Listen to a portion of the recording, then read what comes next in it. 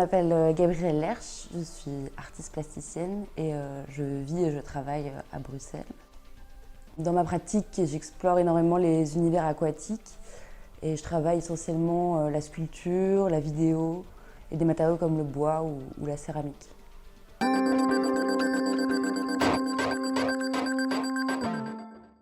Je me demande souvent qu'est-ce qui reste de notre part animale, de notre animalité, des pulsions, d'instincts de survie, et quel rapport on entretient au monde animal aujourd'hui. Donc est-ce que c'est un rapport de domination, de domestication? Je trouve qu'on vit dans des sociétés qui sont très hiérarchisées. Je me demande comment on peut aspirer à plus d'horizontalité. Et dans mon travail, j'essaie de répondre à ces questions à travers l'hybridation du corps ou comme la découverte d'une nouvelle espèce qui serait un peu être aquatique, mi-humaine. Je vais essentiellement filmer des êtres aquatiques, donc soit réellement sous l'eau, soit dans des aquariums. Les êtres aquatiques que je filme, c'est plutôt des cnidaires, donc des méduses, des coraux, des anémones de mer. Ensuite, je vais les projeter sur des corps, soit des modèles vivants, soit mon propre corps, un peu sous forme d'autoportrait. Je travaille beaucoup mes vidéos comme des peintures en mouvement, parfois en clair-obscur. Pour moi, parler d'hybridation, hybrider le corps, c'est parler de rapports symbiotiques, de rapports de transmission et d'entraide. Et je fragmente aussi beaucoup le corps dans mon travail. Et c'est pour moi une manière de semer le trouble sur l'identité. Donc, à savoir qu'un visage sans corps ou un corps sans visage, il est ni tout à fait homme, ni tout à fait femme, ni tout à fait humain, ni tout à fait animal. Et donc montrer ces corps fluides, c'est un peu montrer un univers dans lequel ces mutations et ces transformations seraient possibles.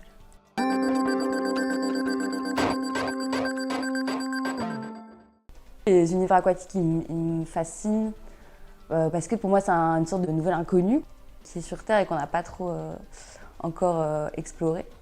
Pour moi, c'était là qu'ils étaient les aliens, c'était sous l'eau. Et qu'est-ce que ça ferait si on allait à leur rencontre?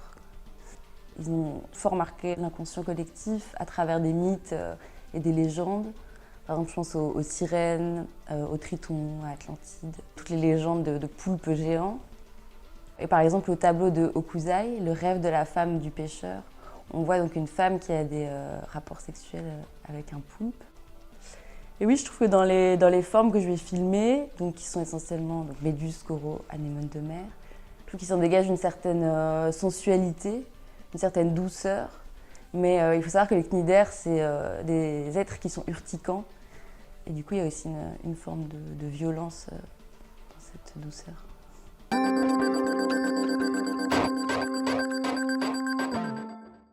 La pièce que je vais présenter, c'est une pièce qui s'appelle From Liquid to Liquid et c'est une installation vidéo. Donc on a une structure qui a une forme un peu anthropomorphe, qui est un peu comme un corps déjà, qui est une porte ouverte, un peu comme une fenêtre, qui donne à voir un paysage intime. Donc la vidéo qui est montrée, c'est une vidéo que j'ai réalisée lors d'une résidence en Grèce. J'ai passé 2 mois sur une île, l'île d'Elafonissos. Et à ce moment-là, j'ai commencé à filmer mon corps sous l'eau. Je trouve qu'il y a un vrai rapport à la peinture et aussi au drapé dans cette vidéo. Donc on a le corps, donc les reflets de la peau, des membres sur la surface de l'eau qui se dilatent. Donc l'eau devient comme une sorte de miroir déformant. Et donc je me suis demandé comment un peu mettre en scène cette vidéo sur cette structure qui pourrait être un décor. Donc un peu cette idée de tissu de chair. Comme c'est dit dans le titre, c'est vraiment l'idée d'un corps qui redevient eau. Déjà, on a quand même comme la sensation qu'il lévite sous l'eau et la mer devient une sorte de lit qui l'accueille. Tous les mouvements proviennent vraiment de cette dilatation du corps. Ça me donne comme accès à un espace complètement abstrait. On est comme dans un espace dans l'espace. Donc on est dans le réel, mais le réel est en train de se liquéfier. J'ai envie que l'installation puisse être un espace dans l'espace. Donc c'est comme si soudain on avait une fenêtre posée là.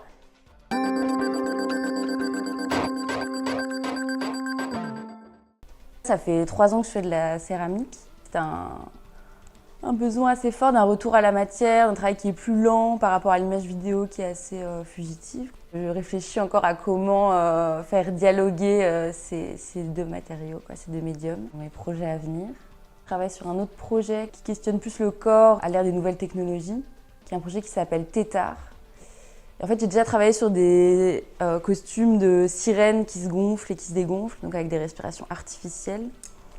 Et là, ce sera deux corps, deux mues, qui seront cousus par la tête et par les mains, et dont les mains seront très longues, disproportionnées par l'utilisation des écrans, mais en même temps un peu inutiles. Ce sera un peu des sortes de mains algues. Et puis leurs jambes auront fusionné, et ce sera devenu une longue queue.